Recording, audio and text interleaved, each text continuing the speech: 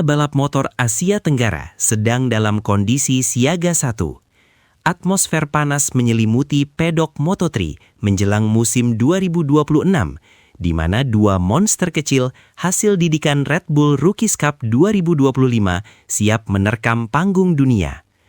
Publik Indonesia dan Malaysia sudah menyiapkan amunisi sorakan untuk duel sakral antara Veda Ega Pratama dan Hakim Danish. Narasi El Clasico versi roda 2 ini menggema di setiap sudut media sosial, membakar semangat nasionalisme hingga titik didih tertinggi. Namun, di tengah gemuruh ekspektasi yang nyaris meledakkan kepala para penggemar, sebuah pernyataan mengejutkan justru meluncur dari mulut Zulfahmi Khairuddin. Sosok legenda yang pernah mencicipi manisnya podium Moto3 ini bukannya menyiram bensin ke dalam api perseteruan Veda versus Danish, ia justru menarik rem tangan dengan sangat keras. Zulfahmi, yang kini berdiri sebagai mentor sekaligus manajer bagi Hakim Danish, menolak untuk terjebak dalam pusaran emosi rivalitas antar negara yang memabukkan. Ia menampar realita dengan sebuah strategi dingin yang mematikan. Bagi Zulfahmi, musuh utama Danish saat ini bukanlah Veda Ega Pratama yang menunggangi Honda Tim Asia, melainkan sosok yang berada tepat di sebelahnya di dalam garasi MT Helmets MSI. Pernyataan ini sontak membuat dahi banyak pihak berkerut.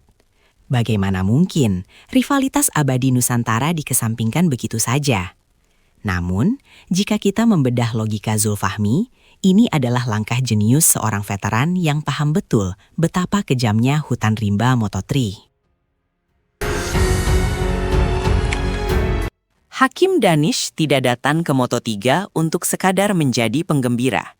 Ia mendarat di tim MT Helmets MSI, sebuah tim yang baru saja menyelesaikan musim lalu dengan status elit.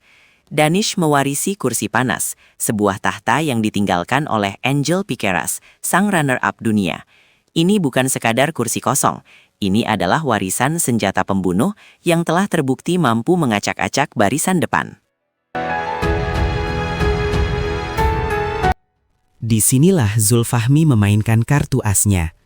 Ia tahu betul bahwa tekanan untuk mengalahkan Veda bisa menjadi bumerang yang menghancurkan mental Danish.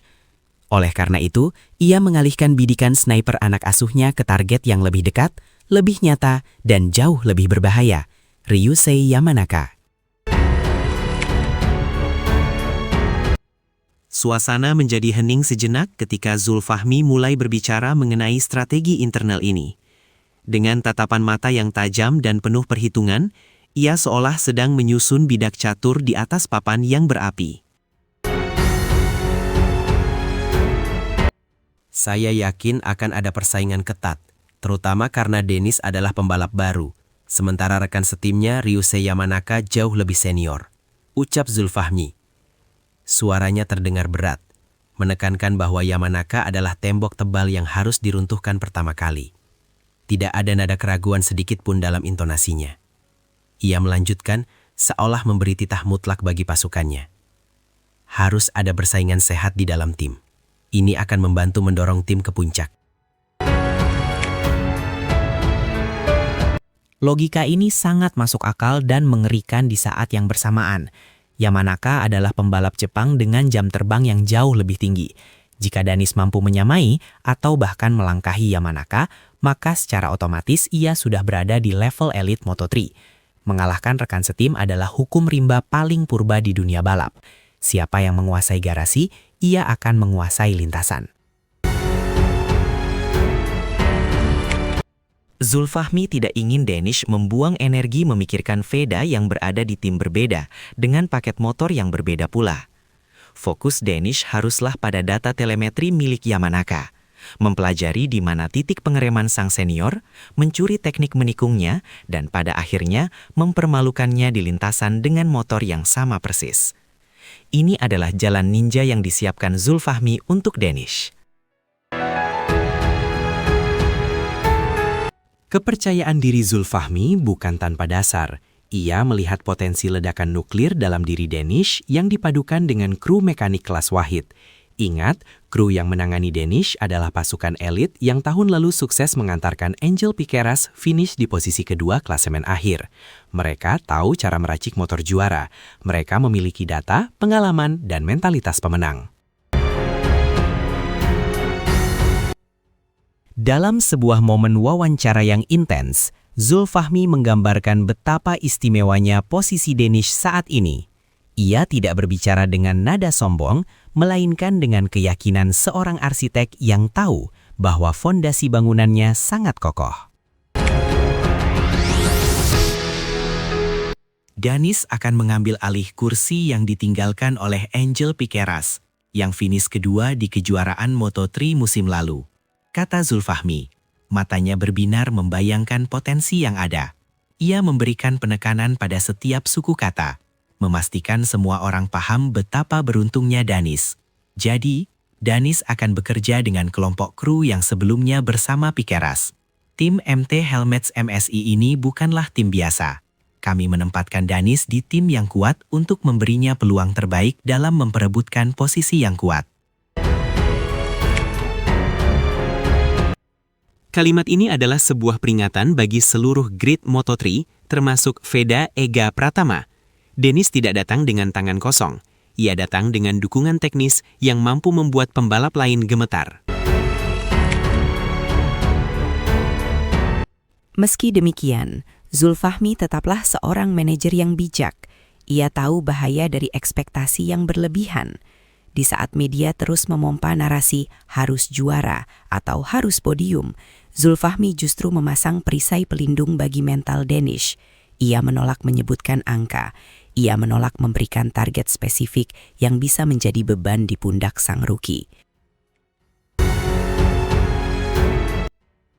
Namun di balik penolakan target tersebut, terselip optimisme yang membumbung tinggi. Zulfahmi melihat tren. Ia melihat data sejarah. Saya tidak menetapkan angka atau target spesifik apapun untuk Danish.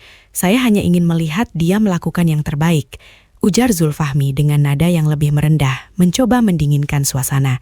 Namun, kalimat berikutnya langsung menyiratkan ambisi yang sebenarnya. Jika kita melihat para pembalap pendatang baru tahun lalu, mereka mampu meraih cukup banyak podium.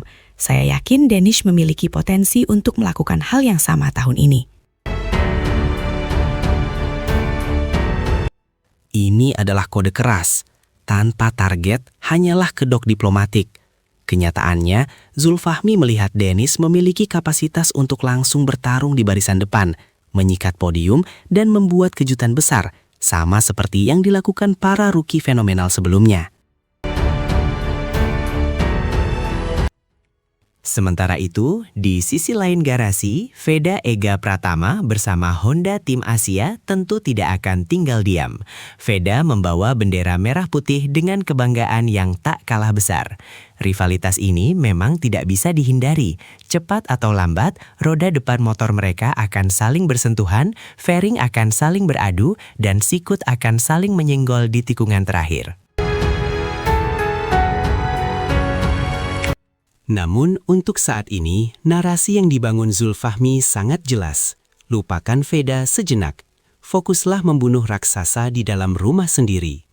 Jika Danish berhasil memakan Ryusei Yamanaka, maka Veda Ega Pratama dan seluruh pembalap lain di grid Moto3 2026 wajib waspada.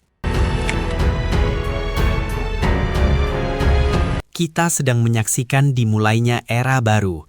Era di mana pembalap ASEAN bukan lagi sekadar pelengkap penderita, melainkan predator utama yang siap memangsa siapa saja.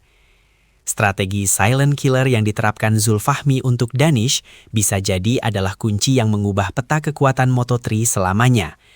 Panggung sudah siap, lampu start akan segera padam, dan dunia menahan napas menanti siapa yang akan keluar sebagai raja baru Asia di kancah dunia. Apakah strategi Zulfahmi akan berbuah manis, ataukah Veda yang justru akan tertawa paling akhir? Waktu yang akan menjawab, dan jawabannya pasti akan sangat brutal.